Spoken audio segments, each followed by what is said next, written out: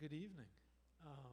Hey, thanks for coming out on a hot night for Oregon Humanities' third Think and Drink of 2015. The first thing I want to say is a big Portland welcome to Eula Biss. Thank you. So Eula flew out today from Chicago, or more specifically Evanston, and will help us think about justice, really, through the lens of both her newest book on immunity and also Notes from No Man's Land, and I imagine many things that are not in those pages too. Before we get there, I want to say a couple thanks and ask a couple of questions. So first, I want to thank the Oregon Cultural Trust for supporting this and lots of events around the state in all sorts of ways. So thank you to the Oregon Cultural Trust.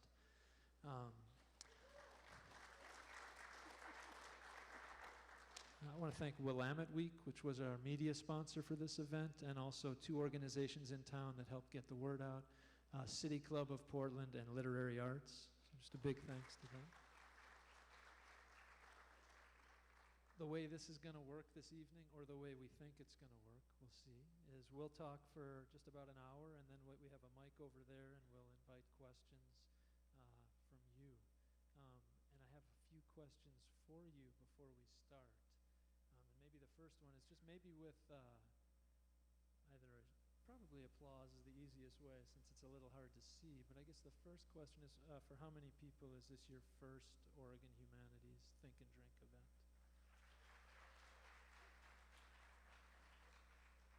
Well, thank you. Hopefully not your last. Second question is for everybody here, and I guess it's not a show of hands question. It's more of a just wondering how it felt to walk in and how it feels now to be in a somewhat crowded room with a couple hundred sweaty people. I'm priming us for what we're going to talk about. And then I think the last thing I want to ask, and it's further priming, is just how many of you are thinking at least as much about the comfort and health of the person sitting in front of you or the person sitting behind you as you are about your own? Okay, all right. Just wanted to get that circulating as we start. So what I'd like to, first of all, say again, a big thank you to Eula. Thank you for coming out and for all the thinking and the really beautiful writing on a number of subjects. But I wanted to start, the most recent book is on immunity, and as we've been thinking about the broad theme of justice this year, immunity seemed like it might fit under that broad theme. And in preparation for this, I was reading this and also a previous book, Notes from No Man's Land, and there's an essay in there where you talk about a doll of yours from when you were a kid. And we can talk more about the doll as we go, but your mother has kept the doll, and you fairly recently, it sounds like at least 6 years ago, saw the doll and noticed that parts of it had faded, but that it had pockmarks from where you had, as a kid, given it shots. So I thought I might start just by asking you, do you remember what you were doing, giving that doll shots, what you were trying to get done? You know, no one has ever made that connection between my two books, and I've never thought about that connection.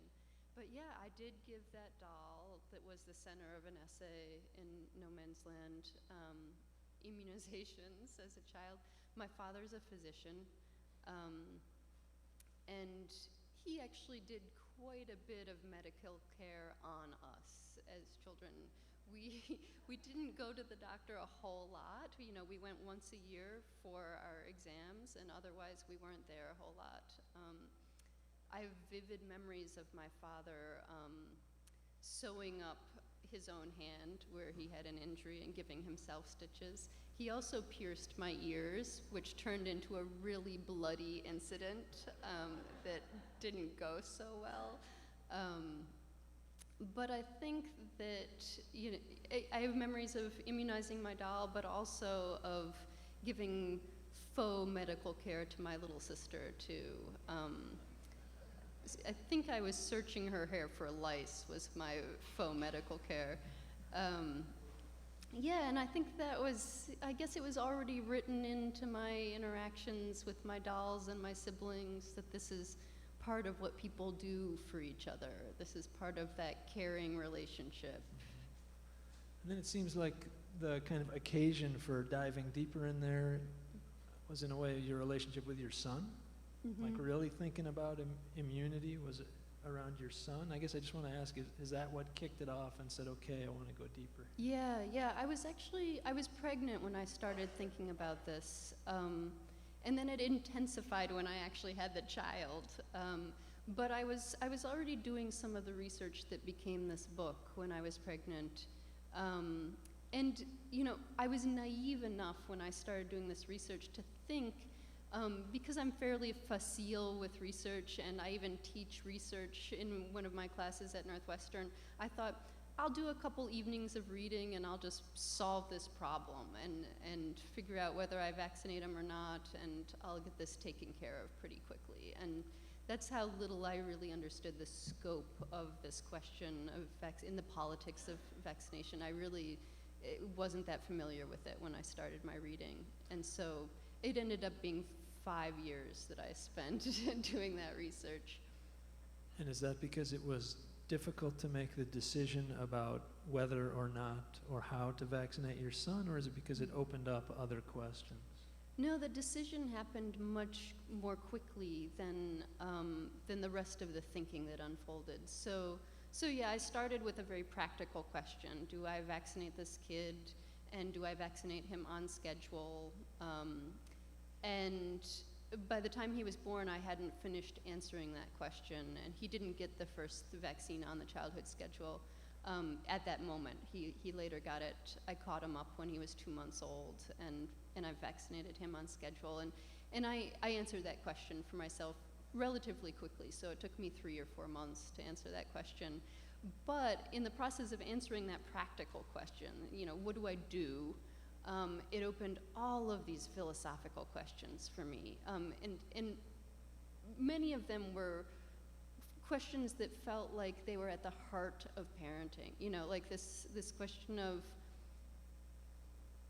how do you care for someone who can't care for themselves? And what kind of responsibility do we hold when we make decisions for people who can't make decisions for themselves? And that was one of the big questions. But also, I started thinking about what do we owe each other as citizens, and what's kind of incumbent on me as a person with a body who interacts with other bodies constantly. What are my responsibilities as a citizen? And somehow these questions of citizenship all arrived at the same time as questions of parenthood and motherhood. They were all knitted together for me. And I think that there's some obvious reasons for that, and then some reasons that remain mysterious to me. Easy to be a citizen and a parent at the same time? No, not necessarily, especially in, our contemporary parenting climate, I think, doesn't necessarily encourage us to think of ourselves as citizen parents. I think it's in some ways a climate that encourages an insularity and a pulling in, and this idea that you can create your own little society within the walls of your home, and that your kind of domain ends there, and that your responsibilities end there. And I think that that's a potentially destructive way of thinking, and dangerous to the community. So I don't want to lose, in a way, you're moving quickly past the decision about your son, what you said, the practical decision. I wonder, how do you decide that relatively quickly, in 3 or 4 months? That's a great question. Yes. So I'd been doing a ton of reading, but what really decided the question for me was the realization of how little I knew. And for me, it takes a while researching a subject before the full proportions of how little you know hit you. So for me, it took several months before I realized, whoa, I don't know anything about this. And I think the moment, I can actually pinpoint the moment. I think there's a lot of situations in my own thinking where there's no epiphany, but there was a somewhat epiphanous moment where I had the vaccine that I declined when my son was born was the Hep B vaccine that's given to most newborns within 12 hours of birth. And there's a number of reasons why that vaccine is given within 12 hours birth. I didn't know any of them at the time that I declined them. But one of the reasons is that when infants acquire Hep B, the person they're most likely to acquire it from is their own mother. And the mother can be a carrier of Hep B without showing any symptoms, without her knowledge. And so that's one of the reasons it's given more or less immediately, because the most common way an infant gets it is actually passing through the birth canal. That's how they get Hep B. And then there's a number of risk groups for Hep B, and they're pretty diverse risk groups. So being Asian American is a risk group. Having had a blood transfusion is a risk group. Having had a tattoo before a certain year is a risk group. So there's all these disparate risk groups. And before my son was born, I went to the pediatrician that we had selected for him, and I said, why does he need this Hep B shot? And he said, that's not for people like you. That's for prostitutes and drug users, and you don't need to worry about that one. And what dismayed me after the fact was that I walked out of that office and thought, okay, great, I'm not going to do that one. I didn't actually interrogate that interaction and think, wow, he didn't even ask me whether I was a prostitute or not before he told me, like he had no idea I wasn't a sex worker, but he decided that I didn't need the Hep B vaccine without, basically he just looked at me and thought that he had the information he needed to tell me not to use that vaccine. This is a long answer, but there's a process that leads to an epiphany. And so when my son was born, I'd had a very healthy pregnancy. I'd considered giving birth at home. In Illinois, it's really inconvenient to give birth at home. You have to jump through a lot of kind of hoops, and a lot of midwives can't attend births at home in Illinois. It's just legally tricky. So I wasn't committed enough to giving birth at home to actually do it. So I had a midwife birth in a hospital, but a low-risk, healthy pregnancy, and had a very, very rare complication right after my son was born, and lost half the blood in my body very, very quickly, within 10 minutes, and was rushed to surgery and given a blood transfusion because I was having difficulty breathing. And it was a very intensely scary moment for me, for my husband, for my midwife, who described herself as traumatized. I thought, if you're traumatized, what am I? And at that moment, I didn't even know that hadn't happened, because Hep B can be hard to detect. You can have it for a long time without showing symptoms.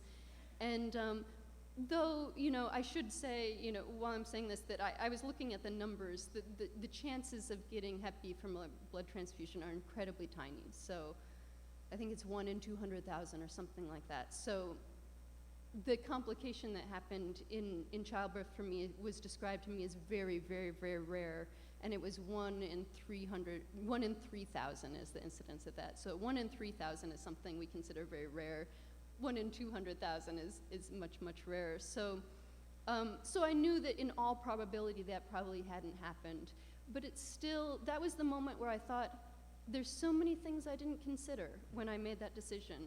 When I made that decision not to vaccinate him, I didn't think about how my health might change, for instance, and how my health changing might endanger his health. And that set us, it was less about me feeling scared for my son's well-being than me feeling suddenly deeply humbled by the number of factors that I hadn't considered. And immediately after that moment, I decided that I was going to follow the schedule. And if only because I wanted people who had considered many more factors than I had considered to be the ones in charge of this decision. So, risk factors. This is an interesting phrase, and it's an interesting thing to think about, and it Yeah. gets a whole lot more interesting once there are kids around that, as you say, you're responsible for. We're right now, as we sit here, we're engaged in many things that are pretty risky, like sitting, which is not a joke. No, it's really dangerous. and And I wa- drinking. And drinking. And I wonder how people got here. How many people drove? And people ride bikes? Some. Portland, usually but I wonder what do you think about risk and the risks we look at and the risks we just take without paying attention? Yeah. So that was one of the most interesting parts of the research that I did for this book, was learning about risk perception, which I'd never read anything about before and hadn't really even thought about before. And one of the revelations of reading about risk perception is that, and I think many people that study risk perception would agree on this, we're really terrible at assessing risk. Like we, meaning human beings, we're terrible at it. And for lots of reasons, but there's some mistakes that we tend to all make. So, for instance, things that are familiar to us, we tend to see as not very risky, just by virtue of their familiarity. So driving, for instance, and sitting, to things that are pretty likely to cause you harm in different ways, but that most of us are gonna be unwilling to see as highly risky. Even though we all know the statistics around driving. We all know intellectually that it's probably the most dangerous thing we do, but it doesn't feel in our hearts scary or dangerous. And so, unfamiliar things we're much more willing to see as dangerous, even if statistically they're really unlikely to cause us harm. So learning this, I read this material about risk perception, and then I started to think about my own thinking about risk and what I considered risky and what risks I willingly engaged in. And at the time, I was bicycling my son back and forth to his preschool, and so I carried him on the back of my bicycle the 3 miles or so to his preschool and back. And I think also around that time, the results of a 2007 census were analyzed and released, and the #1 most dangerous consumer product from that census was bicycles. So involved in more accidents than any other product. Close second was beds, which shows you a little something about statistics, right? Part of why beds show up as the second most dangerous consumer product is because everyone has one, more or less. So if you've got that many people using a product, there's gonna be a number of injuries that happen, whether it's a dangerous thing or not. Also, people spend a lot of time in their beds, so that gives you a lot of hours for something bad to happen. So, I guess that's just like a mini course in thinking about statistics. But I saw that information, and I realized that I, very willingly engaged in this risky activity pretty much every day, which was bicycling with my son. And I thought about, why am I so worried about things, that have negligible, tiny risk attached to them, statistically minute risk. Like, why do I allow myself to worry while my infant is crawling across the grass in the park that he might be picking up traces of some chemical that was used to treat that grass, and that those traces might bioaccumulate over the next 40 years and cause him cancer when he's 45 or something. Like, that's a minuscule and semi-insane train of thought when you're carrying your infant on your bicycle every single day, several times a day. And so it made me, it put me in touch with the inconsistencies in my own thinking and my own attitudes in the way that I was living my life. And so as I commuted back and forth to my son's preschool and Northwestern where I teach, those commutes became this kind of meditative place for me to think about risk and vulnerability. And one of the things I would think about is, why am I doing this? And I realized that it's, and I think this is probably similar for a lot of people who bicycle around. I like it. Like that was my most honest answer was, I'm doing this risky thing because I like it. I enjoy it. And I have no more no higher reason really. I could say, it's more environmentally conscious, and I want to teach my son certain things about being out in the world and being outside. I could build a lot of infrastructure around it, but the real reason was I just like to live this way. And when I set that against my own concerns around vaccination, thinking about these statistically small but real risks that attend vaccination, and how concerned I was with these small risks, even though I knew from all my research that there were real, to my eye, compelling moral reasons to engage in it, and reasons that were really in alignment with some of my most dearly held values. And I thought, so here's this risky activity, bicycling, that I do just because I like it. And here's this much more statistically safe activity that I'm scared to do, even though it's really supporting things that I think are deeply important. So that makes me think again about what that pediatrician said. Mm-hmm. So you're not in one of those risk groups. It sounds like now you're saying, well, there's at least a couple ways to answer that, although I wonder which one, if either, would be persuasive. You've talked some about the first one, which is actually, I'm in more risk groups than you might know. Yeah. Or I could be, but the second one that you're just pointing to now seems to be a moral response. Yeah. And I guess I wonder what you mean. Yeah, I'm not sure which part of that to talk to first, but I guess I'll talk about the moral part. I also thought about driving, and how almost everyone that I know, even the friends I have who don't have cars, allow their children to be carried in vehicles at some point. I know even the people I know who are hardcore bike commuters don't own a car and bike through the Chicago winter, which is really a dedication to the sport. They take taxis on occasion and use, rental cars and things like that. They still put their child in a car from time to time. And again, this is a risk, and almost everyone I know engages in it. And as far as I can tell, there isn't a real compelling moral reason why they're engaging in it. The reason is, this is how we live. This is what is done. This is how people move themselves from place to place in this society that we live in now. But getting back to the kind of moral reasoning, as I was learning more about how vaccines work and why, for instance, we encourage 100% of the population to vaccinate themselves,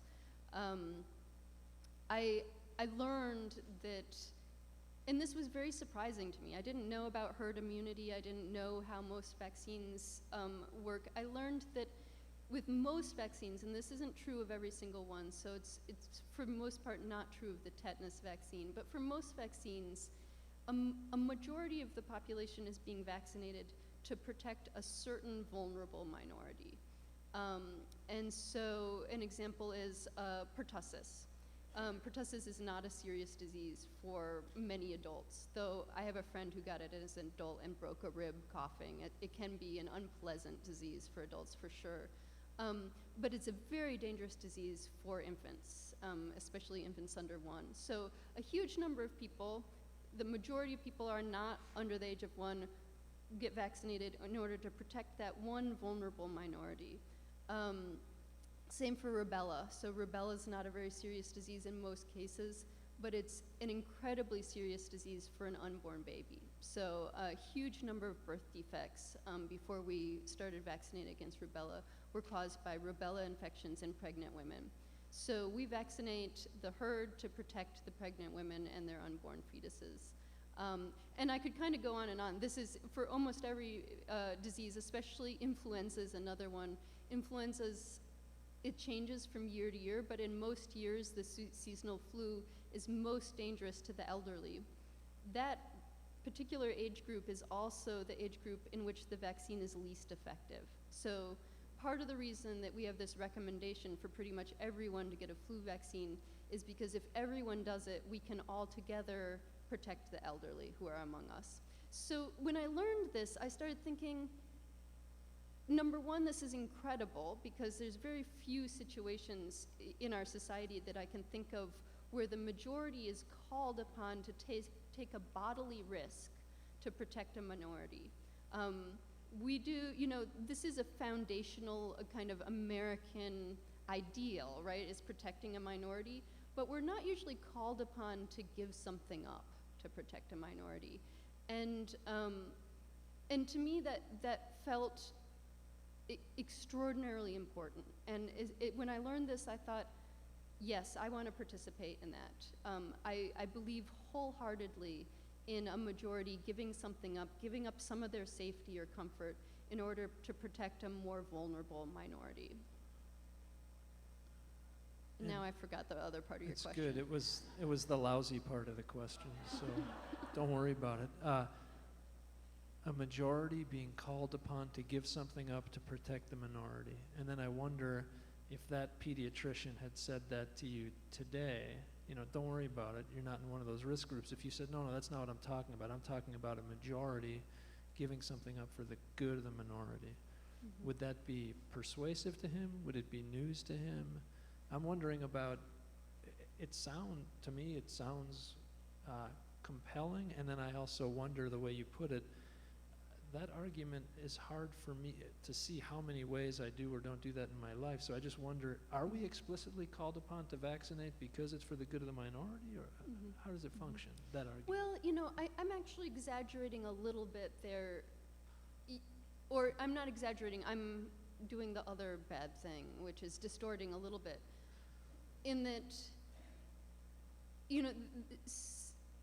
there's all this, computer modeling and other high math that goes into looking at vaccination and how it's affecting populations. But the finding of a lot of this complicated math is that it's not wholly altruistic what we do when we vaccinate. In almost every case, there's a benefit to the individual as well. So for instance, influenza is a good example, right? In part because it's pretty unpredictable. So we know that the elderly are especially susceptible to bad cases of influenza and have really high rates of dying from influenza. But people who are 30 die of influenza too. People who are 6 die of influenza, teenagers die of influenza, babies die of influenza. So it's not against your interest to be vaccinated, but you are participating in a system that's not expressly, if you're, say, me, if you're 38 and basically healthy, the encouragement to be vaccinated against the flu is not just for me. My doctor definitely has my interest in mind when she recommends that. She asks me a bunch of questions, and one of them is, what do you do? And I say, I teach at a large university. And her next recommendation is, you should get vaccinated against the flu. And she's definitely thinking about my health when she recommends that. But the thing that I started thinking about when I finally started accepting my flu vaccinations, which was only after I started doing this research, was my interaction with my grandparents and how often I come to see them, and how I could very easily bring influenza to my grandparents, and how much I don't want to be a disease vector. So I think both of those things are going on. It's a distortion, that's the word I was looking for, to say that we're only involved in protecting a minority, but both things are happening. And there's certain diseases, you know, when I was thinking through this question of which diseases will I vaccinate against and which ones won't I, one disease that I thought I'd feel very comfortable allowing my son to get was chickenpox, in part because all 4 children in my family had chickenpox. You know, I remember it vividly, and I didn't think it would be a terrible thing for him to get chickenpox. And not too long after I was thinking that through, my son and I were playing on a playground where we play very frequently that was shared. This playground was shared by a daycare center for underprivileged youth. So the people who worked at this daycare center were all volunteers, and the children were children who came from very poor families, and it was very obvious that they lacked for a variety of things. Some of the children were really underweight for their age. Some of the children weren't talking, and they were old enough to be talking. Some of the children, just their clothes were inadequate. And you know, so it was obvious to see that these kids didn't have everything they needed, and probably didn't have the greatest access to health care either. And that's one of the inequalities in our country that I think has to be factored into this conversation, is the fact that we have unequal access to health care in this country. And as I played on this playground with these kids, I thought about how I would feel if my son gave one of these kids, or all of them, chickenpox. And I realized that I would be really uncomfortable with that. And that I was fine making the decision about chickenpox for my son, but that I didn't want to be making that decision for somebody else. So that sounds, I mean, I don't think you used the word privilege, but it seems like that's the idea you're talking about. Yeah, yeah, for sure. I was thinking about my relative privilege, and it was almost painful.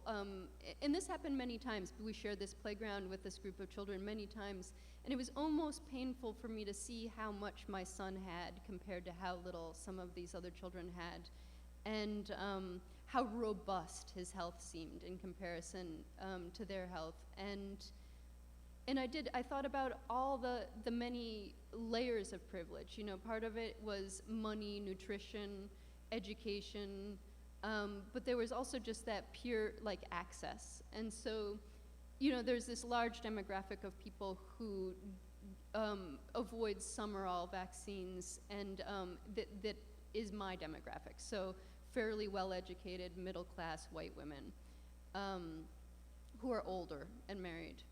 And then there's another demographic that doesn't get vaccinated, and it's for different reasons.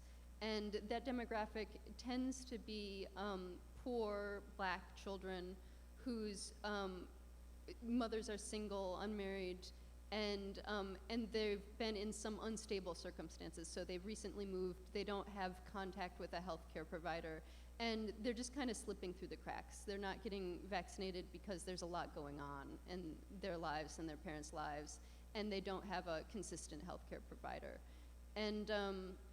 And I think one of those, you know, the end result looks the same, which is under vaccination, or not being vaccinated, but the way you get there is really different. One of those is a manifestation of privilege, and you know, you get to make a decision not to do this, in part because you know that if your child gets measles, you can be at the doctor instantaneously. If it's a $14,000 hospital bill, you can probably pay it, and you're leaning on your privilege to make that decision. And I think that where this got upsetting for me when I thought about it was that by acting out my own privilege in this way, I could be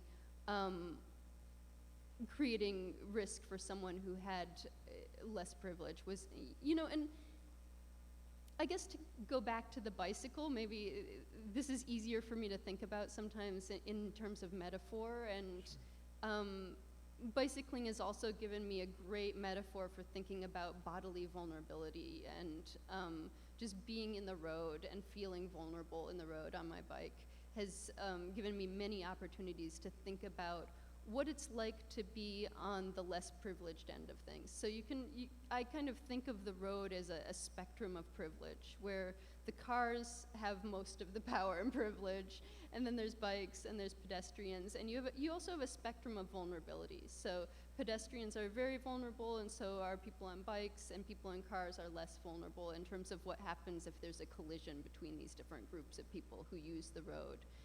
And I think that one of the most enduring lessons that I've learned on my bike is the bad things that can happen if you get consumed with attention for your own vulnerability. So when I first moved to New York City and I was riding in the city, which I wasn't used to because I didn't grow up there, and I was commuting through Chinatown, which is very busy, I was acutely aware of my own vulnerability in the road, and I was always watching out, always aware of who was around me, what vehicle was near me.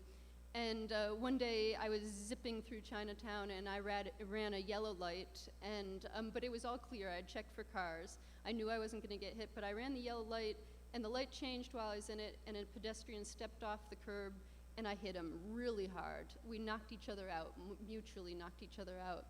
And it was a horrific moment for me. I hurt him quite badly, and I realized that it was in part because I'd been so consumed with the sense of my own vulnerability and watching only for cars that I'd forgotten that I was also a dangerous presence for pedestrians, and that a person on a bike can really hurt someone who's on foot. And I think that this can happen in all kinds of situations of privilege. I even see it happen when I get behind the wheel of a car.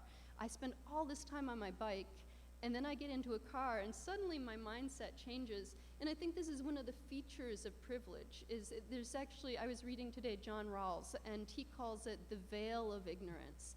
And it's incredible how even just stepping into a car, the veil of ignorance can come down. And I suddenly see myself being less aware when I'm in a car.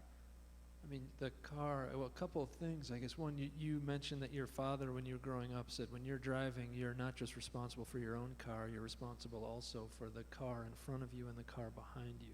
Yeah, which is why I can't drive now. It's well, in a way, that's where I was... Paralyzing. That's paralyzing. That's where I was headed, Yeah. This is going to seem roundabout, and it may be roundabout, so I apologize in advance, but thinking about the biking, and I too used to live in Chicago and then moved out here, and riding a bike is such a different experience here because in Chicago, you know what the terms are. Mm-hmm.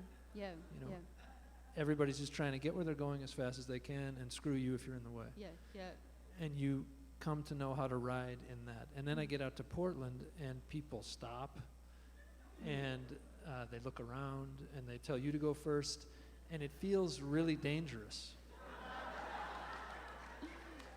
This is not meant to be a comment about biking. It's meant to be a question about privilege, which is, like, it seems unlikely that most of us will walk through the world thinking first about how we might negatively affect other people. So I guess I wonder about that as a way of thinking in the world, as a way of thinking about privilege and how it should affect our movement through the world. Yeah, yeah.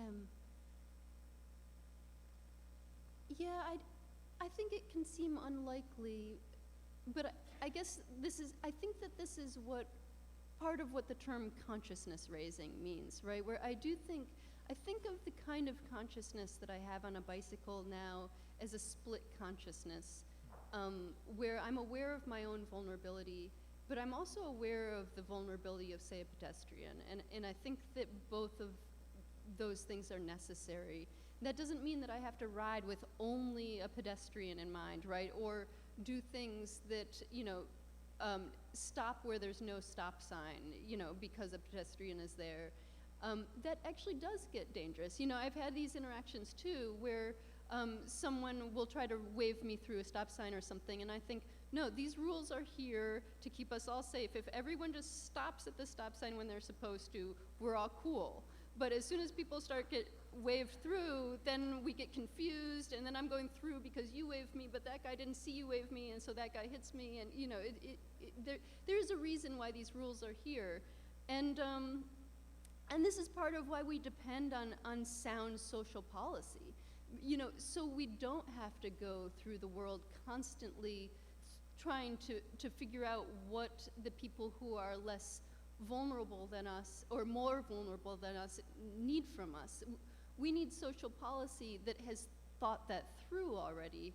And this is, I was mentioning to you earlier that I was rereading John Rawls' Justice as Fairness, and he's got this idea that has an odd term. It's called the original position, right? And the original position is, it's almost like a test for social policy, where you think, to figure out whether this policy is fair or just, you think about how it would affect people who are in really disparate positions. So you have to think of this policy not only as the person that you are, but as a person that you could be if you don't know who you're gonna be born as. So how do I feel about this policy if I'm someone who's HIV positive? How do I feel about this policy if I'm someone who's being treated for cancer and has a suppressed immune system? How do I feel about this policy if I'm a single mother who works 2 jobs and I don't have any health care for my children? How do I feel about this policy if, I'm trying to think of another contingency, if you're over the age of 70 or if you're under the age of 2. So you've got to, and so this is kind of a test. Is this policy favoring one powerful group, one privileged group, and is it really serving that group? Or is this a policy that's serving everyone?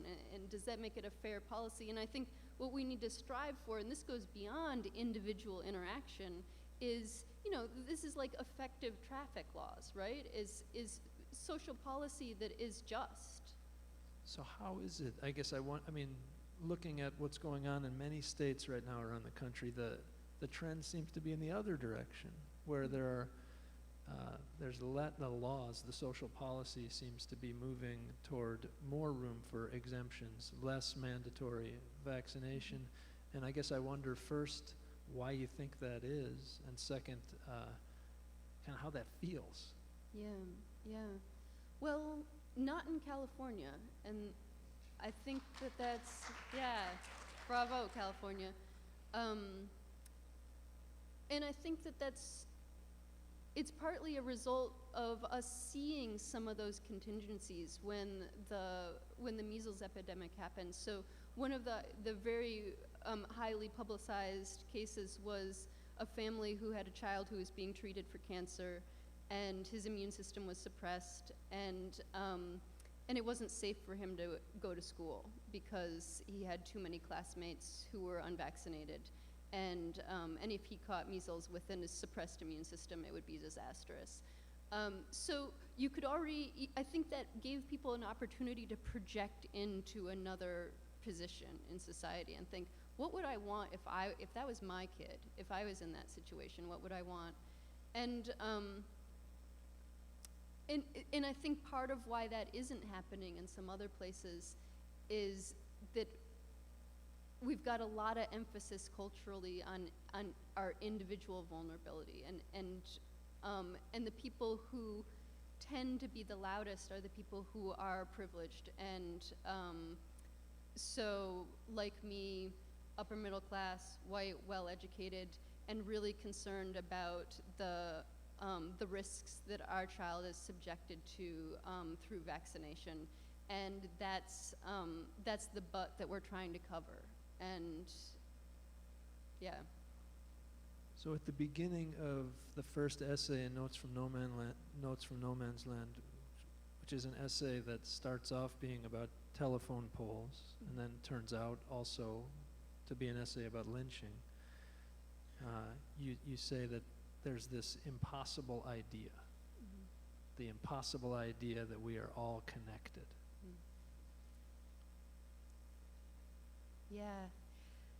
Yeah, it's, in that essay I was really moved by the idea that someone imagined a future in which we would all be connected by wires and be able to talk to each other, and that existed in the imagination before it was made real, and that it actually was made real. And that predated my amazement at the communities that are created by contagion. So this was another part of my research for writing on immunity that really hit home for me in an emotional way, was thinking about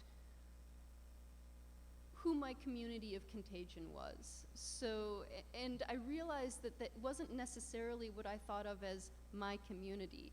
And I'm a writer, and I tend to think sometimes of my community as other writers, which is a really far-flung community, and most of those people are not people that I'm gonna give pertussis to if I get pertussis, because we hardly ever see each other. But I realized I had a little bit of, I think, what some people call medical student syndrome, when I spent quite a long time reading about infectious diseases, and after, it was actually after 2 or 3 years of this, that I thought I had pertussis. And it's true, my symptoms were consistent with pertussis. And it was pertussis season, which, cases peak in warm weather. It was August, and I'd had a cough for over 2 weeks, which is one of the defining characteristics of pertussis. And this is one of the tricky things with pertussis, and another reason why we vaccinate against pertussis. No one gets diagnosed with pertussis until they've been coughing for over 2 weeks. So that 2-week span that you've been coughing is a span of contagion, right? Where you can, in that period, it looks like just a bad cold. And you only begin to have the suspicion that it might be something more than a bad cold after you've been coughing on people for 2 weeks. And so I had actually, I did have this bad cold that made me cough for a month, actually. But after coughing for 2 weeks, I started to feel nervous. And I felt nervous in part because for the first couple days I was sick, I'd stayed home, but then the only symptom I had was a cough. And I'd been doing a lot of things, and I'd been taking my child to daycare, for instance, and at his preschool, he was 3 years old, which meant that a whole lot of mothers around me had just had their second child. So there were all these newborn babies there in the hallway of the preschool when I was dropping my son off, and I was, breathing air on them and coughing near them. And I thought about how many of those babies, I didn't even know their parents' names. I was just crossing paths with them. If I gave their kids pertussis, I might even never know that I gave their kids pertussis. And then I started thinking about all the other people that I touched during a day and that I came close enough to cough on. And I thought about the librarians where I write in the public library. I thought about the other people who use the public library, which includes a lot of homeless people. I thought about the people that, the cashiers at the grocery store where I'd been going. And I realized that I had this immense web around me of people. Many of them, I didn't even know them necessarily. I wouldn't necessarily think of them as my community, but they were part of this community of contagion. And that became, for me, somewhat terrifying idea. Like, I could have given this disease, if I had it, which I didn't, it turns out, to anyone. But it also, as I continued to ponder it, it also became a beautiful idea to me. It became an occasion for me to understand my true community and how many interactions I was having with people every day. And for me, the awareness of the reach and stretch of that web was very beautiful, and I forgot where I was going with that. I mean, I think you're speaking to the idea of connection, and it seems to me you're speaking to both sides of it, which on one hand, a beautiful thing to see, look at all these people that I'm connected to that I didn't realize I was connected to, and you're also saying, holy shit, this is scary. Look at what connection means. It could be trouble for me and everybody else. Yeah. And I know in our work, the work Oregon Humanities does, I think we put connection out there as something we're always striving for. It's what we want to help people do. And it is good to be not just reminded, but really see vividly, look, connection is also vulnerability. And maybe worse. It can be criminal. I'm realizing that we've been talking about immunity, and that that in a way, even when we first talked, it feels like immunity is actually one instance of a larger conversation, larger thinking that you're doing. And I want to ask you in a way, because you said your father's a doctor, but you're not a doctor, and probably even whatever you were doing with your doll, you probably didn't think, I'm going to be an immunologist, or I don't even know the term, I can't even say it. But you do describe yourself in a note in this book as, you say, you're not poet or press, you're an essayist and a citizen thinker. And it's especially that last term. What is a citizen thinker? Yeah. So I think of myself as a writer who works in this tradition of the personal essay that stretches way back to, these Greeks and Romans, like Seneca and Cicero, and some of the oldest personal essays that I teach are these letters that Seneca wrote. And when I look at all the work that I know that's in that tradition of the personal essayist, I see people who were not specialists. This is part of what an essayist is a generalist, and which is, especially in academia, an increasingly rare thing to have someone who's a generalist, who has no area of specialty.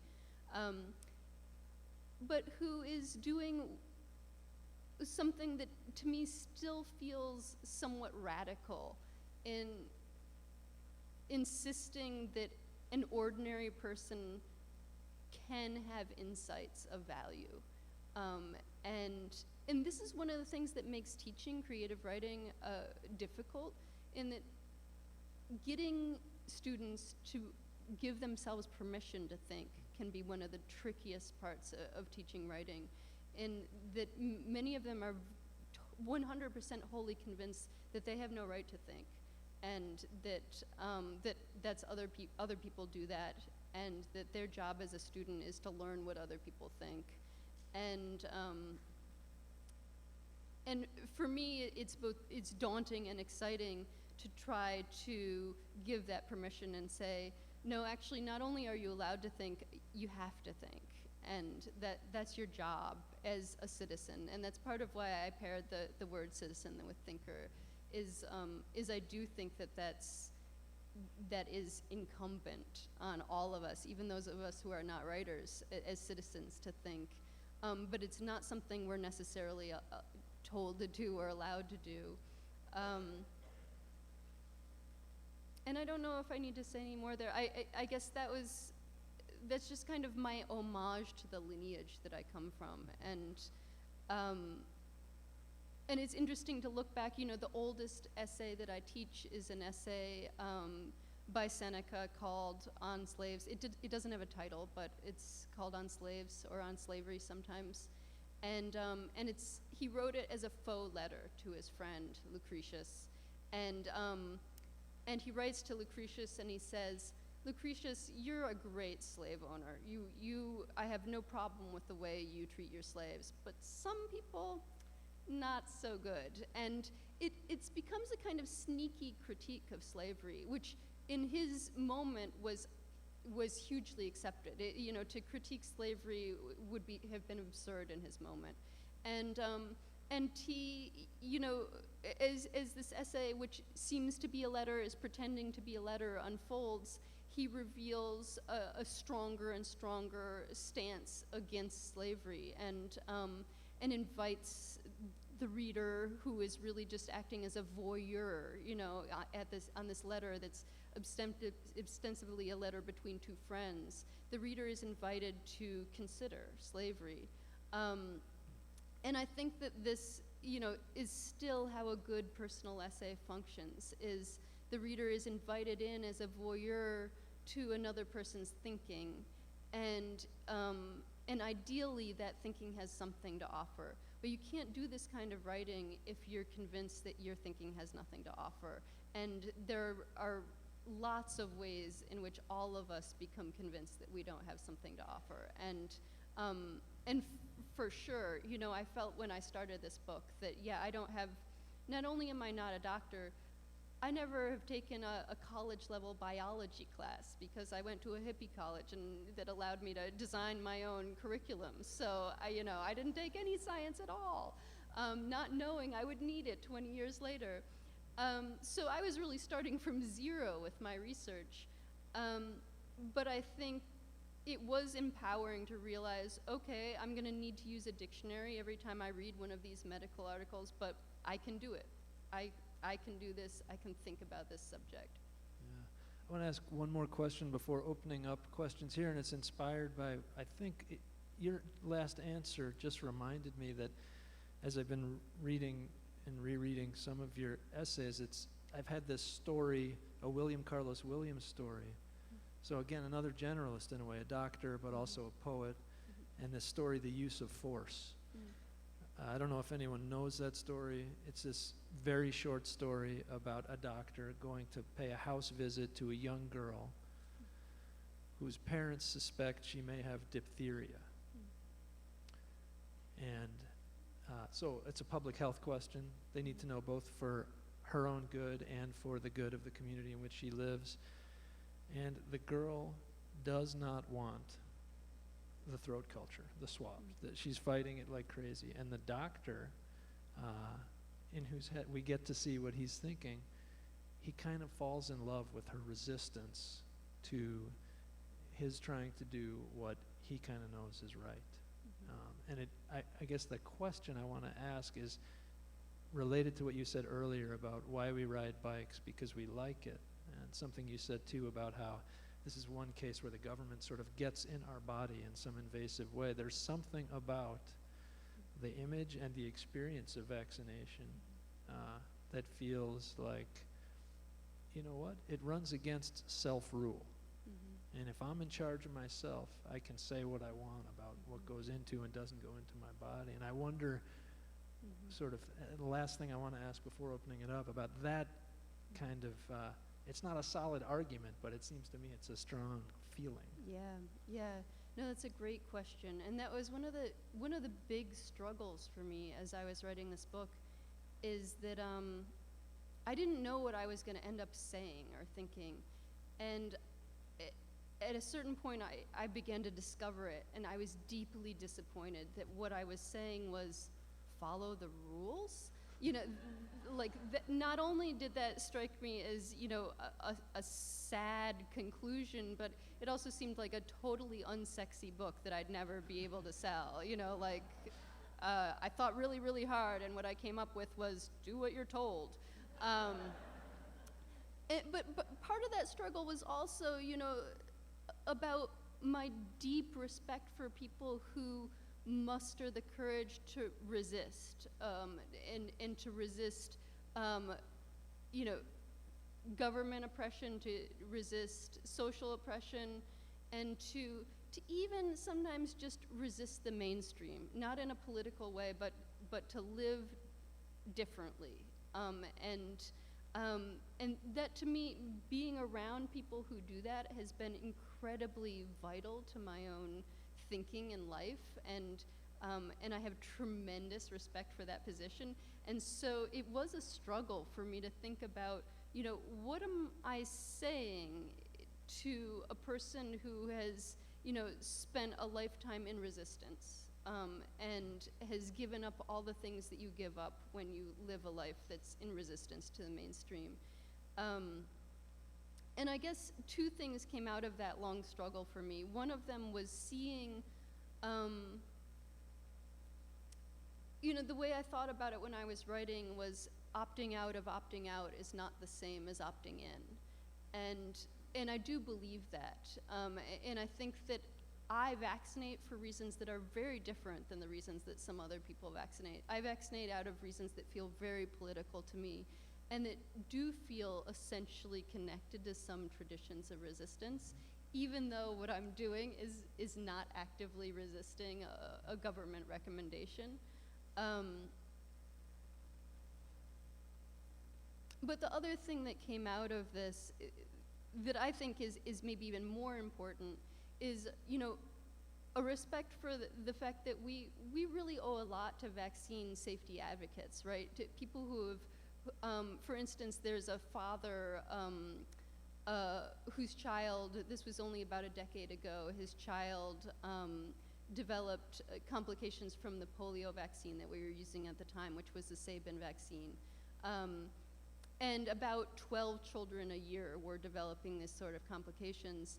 And he petitioned the government and he said, there's a safer vaccine, it's the Salk vaccine, we should be using this vaccine.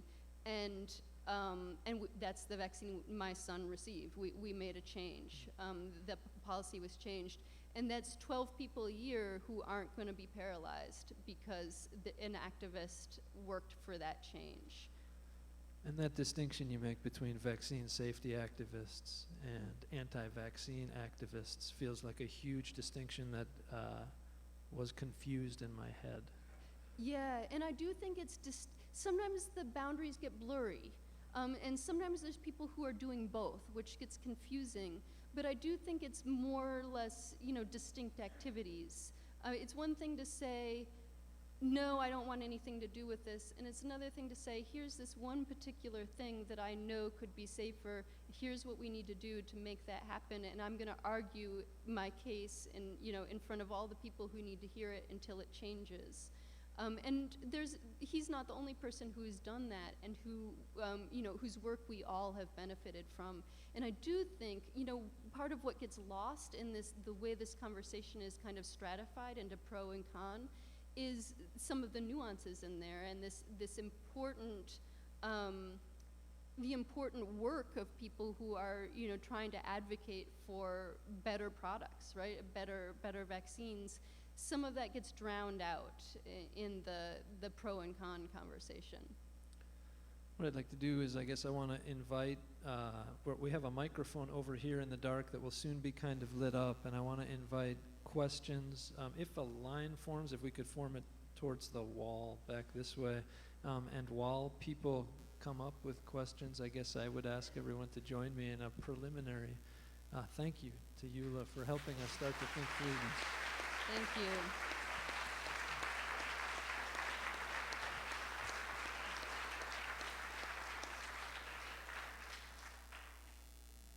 And I guess I'd just ask, maybe I don't need to ask this, but as you're coming up to ask a question, if you can maybe identify yourself, and yeah, that's it. Enjoy.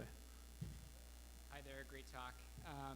So I'm a family practice physician here in Portland, and one of the challenges that I kind of face is this kind of dual conversation that's going on between the individual and the community. And I think that one of the interesting things with the vaccine conversation is that you're having a conversation with the patient, with this individual person, and a lot of my motivation comes from this idea of really protecting the community. And I feel like it's really hard to link those two things to a lot of people, So I'm really curious to see kind of what your reflections are on that idea of, the individual making a decision for themselves and being kind of disconnected from maybe some impact that small drop has, in the ocean.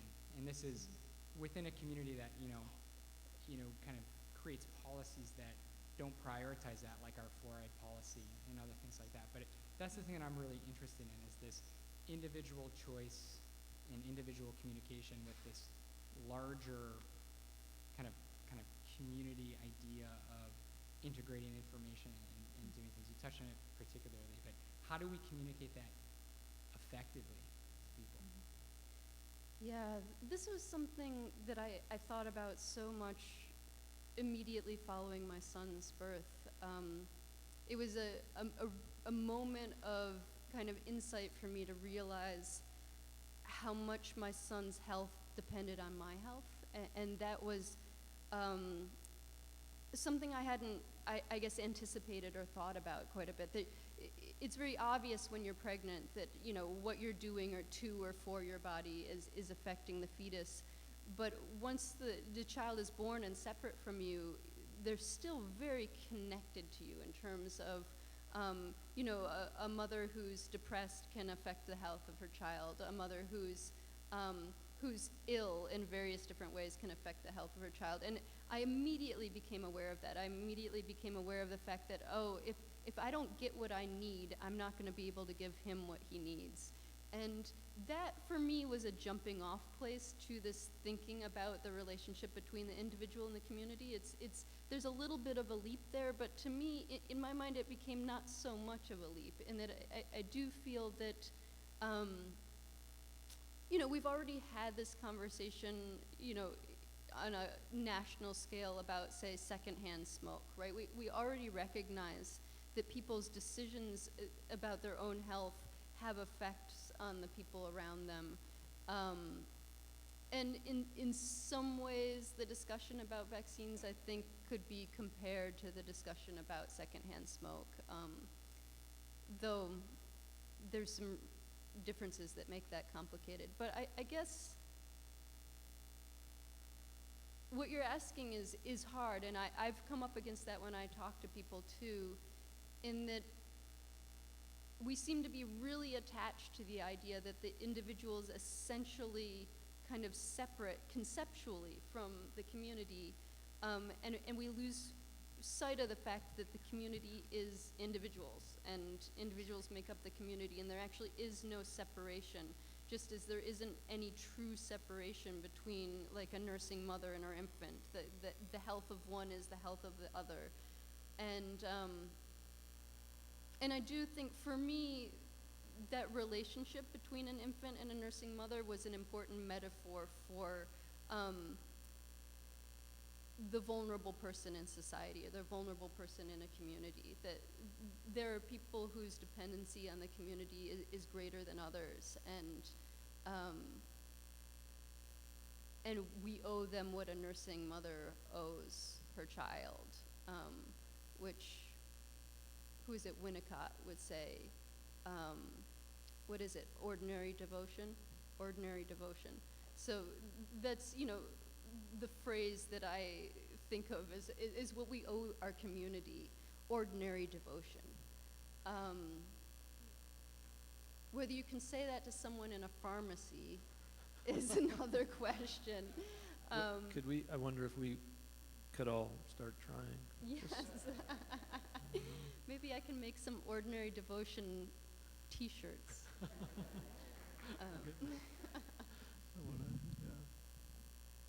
I thank you for coming. What an interesting discussion. I have also seen the statistics saying that it is women of privilege who resist vaccinations, but they speak from a position of powerlessness. They are resisting authority when they resist vaccinations. I wonder if you have any insight into how the privileged came to feel that they were powerless and why they chose vaccines as their object of resistance, and if we can ever get into the heads of pro-vaccine public health activists that their arguments aren't working, that the argument from authority doesn't work, especially in Portland. So, thank you. That's a good question, and I think there's 2 parts at least, maybe like 14 parts, but, you know, on the question of how did people with privilege convince themselves that they're powerless, that's actually one of the features of privilege, and you see that in all kinds of privilege. So you see it, for instance, in the privilege of whiteness and racial privilege. The group of people in this country who is most dangerous, if we're talking in terms of race, to another group, another racial group, is definitely white people.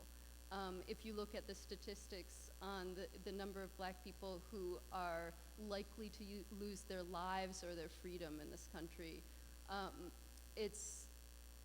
but somehow white people convince themselves that black people are dangerous. And but you see that inversion all the time with privilege. It is the privileged group convinces itself that it is in fact threatened, and so threatened that it needs to do things that are dangerous and oppressive to other groups. So you also see that with class, and you can see this all the time with people, the very wealthy can become very almost paranoid and frightened about the ways in which they're threatened by people of other classes, even though the systems that led to their accumulation of wealth are really damaging and dangerous for those other groups.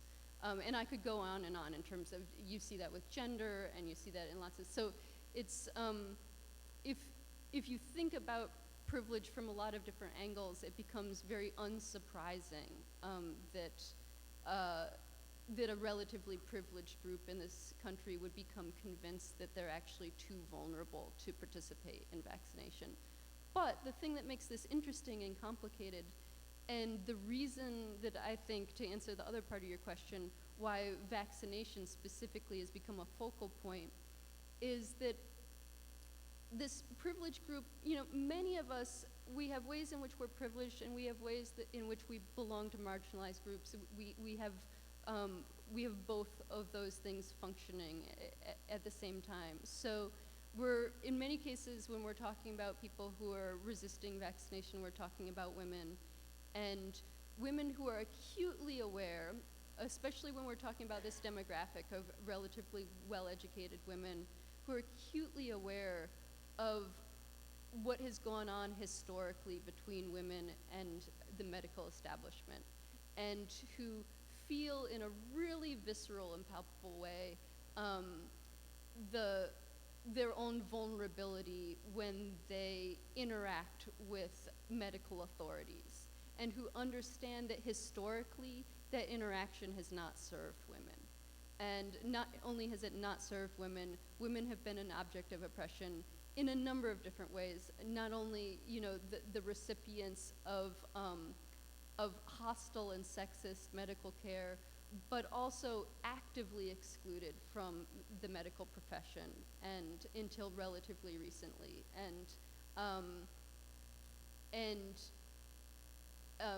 and actively their own knowledge about their own bodies actively suppressed. So you have that history colliding with this other situation, and I think that makes this, for me, when I first started thinking about this, I realized that I had a really complicated emotional stew around this subject, and that part of that stew was the patterns in my own thinking that I had from being in a position of privilege, and part of that stew was having lived with sexism and having had already interactions with medical professionals that I knew were sexist. So this isn't just historical, but it's also our lived experience. And so,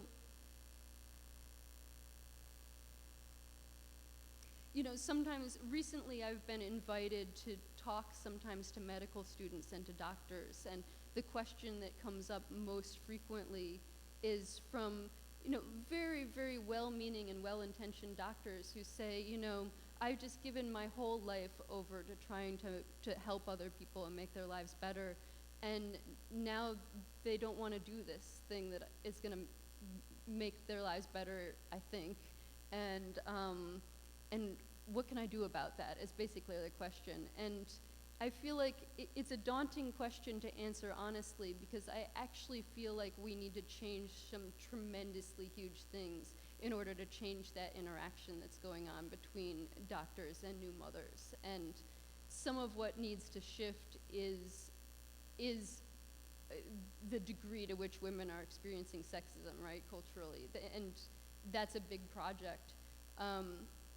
But another thing that has to shift is the degree to which people in general feel disempowered and not represented by their government, right? That's an even bigger project. But this is one of the things that, the doctors aren't too excited to hear when I bring it up, but like, oh, well, you have to enact massive social change. That's what you have to do in order to get people to smile happily when you tell them to get vaccinated. But I actually do think that that's at the root of it. And one of the best critiques that my book got, when I finished it before it went to the publisher, I had a final draft and I gave it to the essayist Maggie Nelson, whose work I really admire. She has an incredible book just out called The Argonauts that you should check out. It's just an extraordinary book. And she read the manuscript and she gave me the best critique that I've heard anywhere, but it was also a critique that it was too late for me to do anything about. But she said, the thing that you haven't written the second part of this book, which is about how governments are complicit. Our whole social structure is complicit in creating a situation where people don't feel like they can trust authority figures and they don't feel like they can trust each other. And yeah, bravo to Maggie. And I think she's 100% right about that. And that is the other part of this, is that you could see vaccine resistance really just as not the disease, but it's the symptom. And it's probably not a symptom that's going to be cured, like you're pointing out, by people saying, do it because I say so. It's a lot of other things have to change and shift before you're going to have, I think, all the people who right now feel nervous or hostile or defensive when they're interacting with doctors feeling more relaxed and trusting. Carl, So I have a much less profound question, one about word choice. So several times you say, I vaccinate, but which gets me in mind of your doll that you stuck. So why do you choose to say I vaccinate rather than I choose to have children vaccinated, for example? Yeah, it's just shorthand. I think it's a product of having had many, many conversations about this subject. I think I've developed a little shorthand. And when I talk to other mothers, this is a shorthand that's kind of used in conversation. So do you vaccinate? No, I don't vaccinate, but I do vaccinate. So that's just kind of a colloquialism, I guess, that I've adopted. But yeah, the more accurate thing would be to say I choose to vaccinate my child, which is actually, I think the thing that makes this extra difficult. If women were just talking about what they were doing with their own bodies, I think that this would be an easier conversation to some degree, because we're talking about enacting a decision through another person's body. I think that that's another place where it gets really emotional and complicated. And I think, Adam, you were mentioning, just the sheer visceral kind of repulsion of seeing a needle penetrate the skin and not liking the idea of it, the politics of it, but even just the sight of it. I still, to this day, I very much dislike seeing a needle enter my child's skin.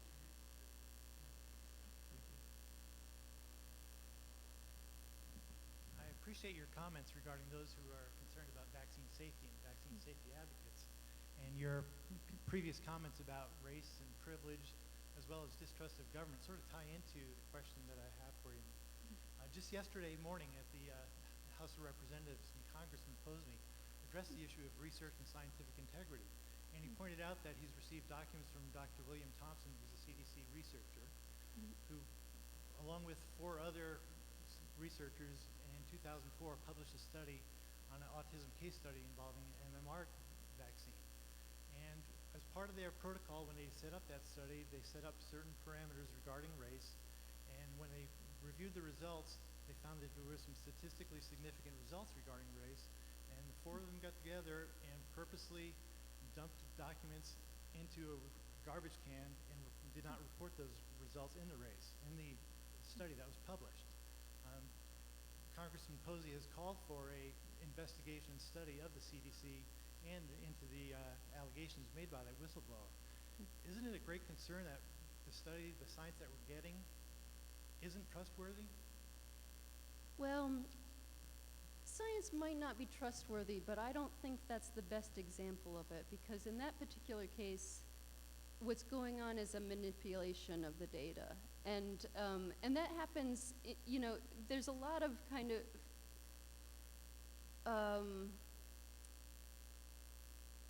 you know, in the time when I was researching this really intensively, stories would appear periodically that were stories where, you know, some new finding was being suggested, and sometimes it was an alarming new finding.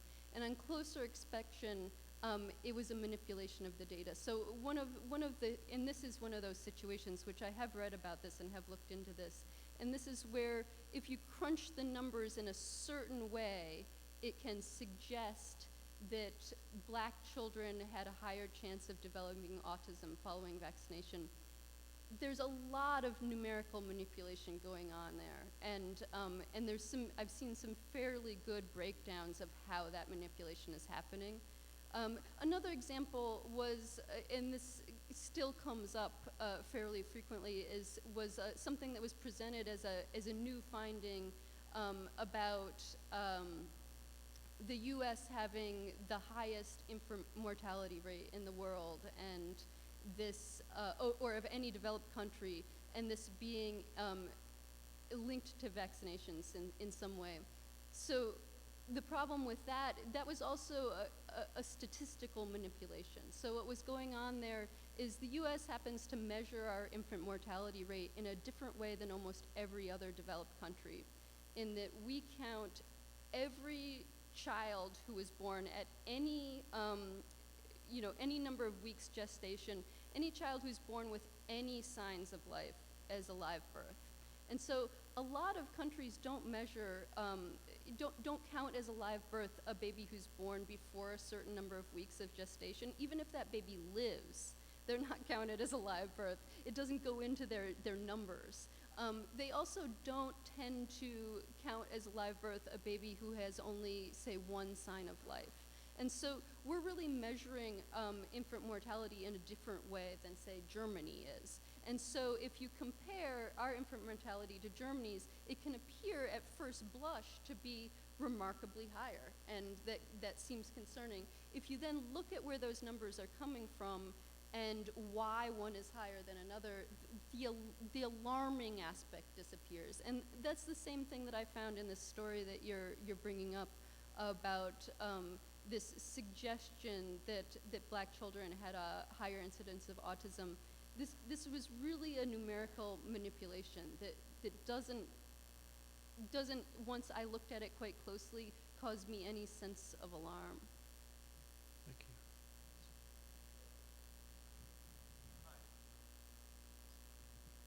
Hi. Hi. I have a writing question. When I was reading your book, and I was rereading it over, and I was trying to figure out how to write like a beginning.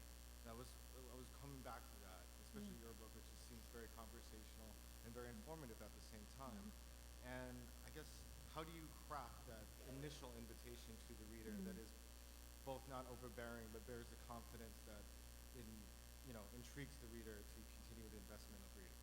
Yeah, that's a great question. I struggled with the beginning for this book quite a bit, and I wrote it relatively late in the process. So I'd written quite a bit of the book before I wrote the beginning.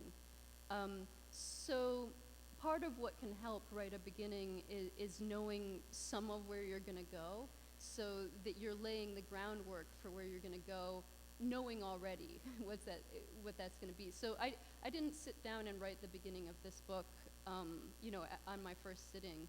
I probably had 2/3 of it or so written. And even so, I went through, the beginning was a major conversation with my editor. I wrote and threw out probably 5, 6, 7 different ways of beginning the book. And I don't think that this is an uncommon struggle. You know, I see my students having the same problem. I do know there's writers out there, John McPhee is one of them, who McPhee struggles with the openings of his piece until he gets it right. So he doesn't actually write the piece first and then write the beginning, which is what I often do. He gets the beginning right, and he says that once he gets the beginning the way he wants it to be, the beginning writes the rest of the piece. So that's another strategy, and so you can think of the time it takes to write that opening as an investment in setting the tone and kind of posture of the narrator for the whole rest of the piece. And I guess that's less instructive than just saying you can give yourself permission to take a really long time on the beginning, knowing that it may be the groundwork for the rest of the piece. That's not actually how I write. I've never found that particularly productive as a strategy for me. I need to just barrel ahead and get the thinking out, and then I backtrack and see, okay, who do I already know I am in this piece of writing, and how should I present that person to the reader? That's one of the questions I ask. And also, what does this reader need to know before I go on to pose the questions I'm going to pose? In this particular piece, I began with Achilles, and part of that came from a genuine question that I asked myself. I thought, well, what is the first thing I ever learned about immunity? And the answer to that was, well, the myth of Achilles, if I'm interpreting immunity kind of loosely. But it also came from a desire to begin this book with a fairly wide scope. So I wanted the reader to know that I wasn't just thinking about the practical issue of vaccination, but I was thinking about the wider issue of our protective impulse towards our children. And so I wanted to step back and look at that from this very wide historical lens of Greek mythology. And then I would zero in on getting a little more personal. And I knew I also had to introduce a little bit of my story, a little bit of why am I here talking to you? I'm here talking to you because I had a baby and it made me think about some stuff. Looks like we have time for 2 more questions. And then, Yeah, well, first of all, thank you for being here. Thank you. Second of all, even for those of us that got A's in microbiology, no one here is smarter than a bacteria or a virus. That's just a thing. And as a boots on the ground, you know, I've responded to more than a few emergency vaccination clinics on a local level, both H1N1 in 2009 and in Washington County had a massive pertussis outbreak, which, and I'm not sure if this is a question or a statement, but this is based on what you were saying earlier, and that the main dichotomies of groups that, for one degree or another, don't have, well, one group doesn't have access, the other chooses to avoid access to immunization, are, as you put it, and I totally agree with you, I mean, I'm familiar with the demographics, educated white women and women of color that just don't have the resources that most of us in this room probably, you know, had the privilege of enjoying. It seems to me that to one degree or another, why aren't these groups reaching out towards each other? And maybe we're getting too far into social policy or something like that, but I know the numbers, I know the statistics, I know for a fact that the best thing that you can do ever for yourself is get your annual flu shot. So when something crazy like H1N1 comes around, and I check the CDC sites every year, I talk to them all the time, that's, one of the main things that you can just, it's one of the easiest things you can do for that. can we? But- Can the question you raised a minute ago I guess the about? main question is the dichotomy of these two groups, that one chooses not to and the other doesn't have the access, and it's just that's just something that floors me, and I understand the one, and the other I can't understand at all. Any insight there?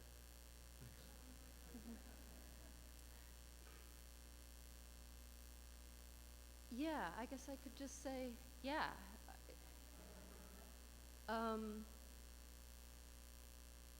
I tend to, maybe because I belong to that group and have talked to a lot of women who don't vaccinate, I tend to understand the impulse and have, to some degree, quite a bit of empathy for women who choose not to vaccinate. And the other group you're talking about, the group that doesn't have access, the thing that has been borne out in research is that most of the people in that group are not actually opposed to vaccination. So that isn't a choice that's being made in that group. It really is an access question. Even though there's people, this isn't, being suspicious of medical care or vaccines is not limited to this one demographic. That cuts across demographics in our society. You can find anyone from any walk of life who's suspicious of medical care or vaccines, but who gets to act on that on purpose is a fairly privileged group. Thank you. Looks like we have one last question. Hi, my name is Saul. My question was this, is that, you know, I'm listening to all the conversation that's going on, the things that you're writing about, the vaccination for children, vaccination for people, for that matter, you know, whether we're old, young, or whatever it could be. But my question is this, is that when we speak about these vaccinations for our children, and say, let's just say this, for instance, that we look at the television comes up, says, hey, let's vaccinate this child for this thing, but when the next commercial comes up, we want you to see these side effects, right? Well, your child to start with doesn't have any effects, but if he takes this medication, he stands the possibility, or she stands the possibility of heart disease, liver disease, respiratory problems, brain damage, all of these things. Now, personally, I don't really care one way or another about who does and who doesn't vaccinate, or why, or what their reason is. But my question is that when we're speaking about these things, we're writing about these things, we're studying about these things, where are we getting the information that we're giving to other people to tell them it's important to get your child vaccinated? So with you, I know that you're doing this research. Who are you getting the research from? Are you getting it from our government facilities? Are you getting it from government paid for research scientists who, as you said yourself, crunch these numbers to make things look one way or another? So with what you're trying to say to me, I'm just going to use me specifically, I can't speak for none of these people, but for me specifically, why should I take this information that is proven questionable and utilize it? Thank you. Sure, yeah, it's a good question. And the answer in part is, you know, this is unlike some medical issues in that it's incredibly well-researched and widely researched. So where I was getting my research was actually all over the place, and if you want to know specifically, there's actually a list of references in the back of my book, which is up on that table. You can flip to the back and look through all the articles and books that I used. But this is, first of all, international research, so it's going on in all different countries. So this isn't just US government limited. It's also very long-term research. It's been going on for a long time. Vaccines first started being used in the late 1700s, so it's been a long time that we've been vaccinating people. We have a huge body of literature. And then specifically, there actually is an independent body called the Institute of Medicine, and that is separate from the government, and it's staffed by all volunteers, so people who are elected, they're medical professionals who are elected by their peers and who serve without compensation on extensive, basically meta-studies. So a meta-study is when you take the available literature and you try to figure out what it's saying. So there was a huge one of these meta-studies done in 2012 on vaccine side effects. And that's one of the places where I got my information, was from the report written up by that committee of 18 medical professionals from all over the country with all different disciplinary backgrounds. So some of them, their background was in developmental disorders like autism. Some of them, their background was in brain science. Some of them, their background was in infectious diseases. some of them, their background was in study design, so they also looked at the designs of the studies. They reviewed 12,000 studies of vaccine side effects, so this took them 2 years. It's a massive body of literature out there. It's not like this has been understudied. And really the problem is that the body of literature is so huge that it's very, very difficult for an individual to contend with information on that scale. So these 18 medical professionals took 2 years of their time, non-compensated, and they'd been screened for conflicts of interest, and they wrote this 650-page report, which I read. And it's surprisingly readable and interesting. This is a part of the Institute of Medicine's mission, is they want to make information accessible to the public. So it's actually something that if you want to read, you can. You don't need to be a doctor to understand it. They have a shorter version that's like 25 pages that I'd recommend before you read the 650-page version. But it was, to me, a very, it was a moving document. It was moving to see the degree to which people's concerns have been studied and looked at and addressed, and the great, incredible lengths that these researchers were going to look into cases where sometimes there was a side effect that had only been seen once in one person, but they were still going to incredible lengths to figure out, okay, was this caused by the vaccine? It's only happened once in one person, but we need to know, did the vaccine cause this? And to me, it was, as a parent and as someone thinking about vaccination, it was incredibly reassuring to look at the great lengths that the research is going to. And this was research, these 12,000 articles were not just all government-sponsored US studies. These were from all over the world and were being conducted by some of them government-sponsored, but some of them independent researchers. You know, if there's a conspiracy out there, it's the world's biggest, best orchestrated conspiracy. It's, and really, I mean, actually, after Katrina, I find it hard to even believe that our government is capable of colluding in a conspiracy of that complexity. But I guess it's remotely possible. So I want first to, I guess, remind people that Eula's books, both On Immunity and Notes from No Man's Land and On Immunity, does include a really remarkable list of sources, often annotated. And those are available right out there, and Eula will be available too to sign books there. 2 other quick announcements and then maybe a last word. And the announcements, Think and Drink series here will continue in September 23rd. We'll have Genevieve Bell from Intel, cultural anthropologist, thinking about justice and technology and all sorts of other things. And should be really interesting. And a quick preview for next year, we're going to be bringing in, it looks like, a series of Pulitzer Prize winners and finalists to help us think about power and place. We're really excited about how that's shaping up, and I guess one way to hear about who's coming when, you can sign up for our e-news if you're interested, and you can do that on any of those little sheets back there.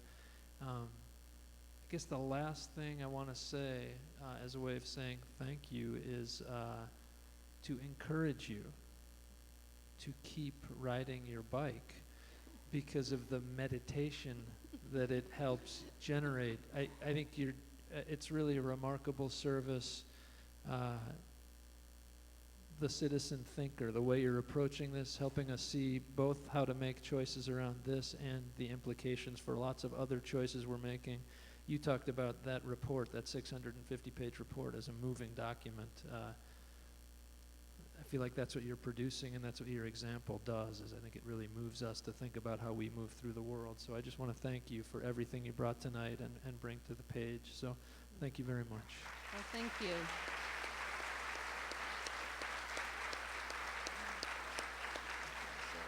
Yeah. Thank you.